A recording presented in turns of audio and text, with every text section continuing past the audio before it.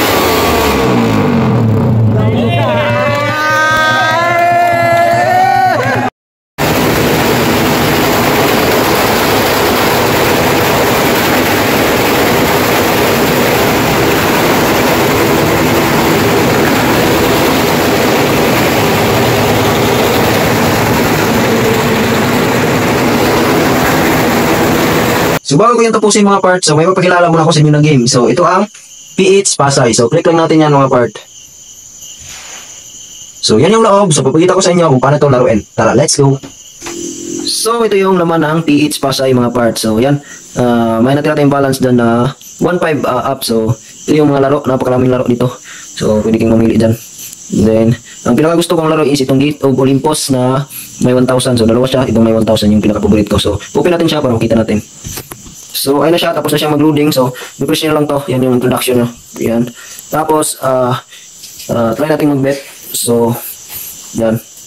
Hindi siya pumutok. Pero, ang ipapakita ko sa inyo is yung laro ko kanina. So, ito yun. Sa replay na lang natin panoorin kasi hindi ko siya na-video kanina. So, ito. Ito na lang. Tingnan nyo. Yung replay ng laro ko. So, watch replay tayo dyan. So, legit yan mga part ha. Akin talaga yan. Nag-notify pa yung Shopee. So, load muna natin siya mga part.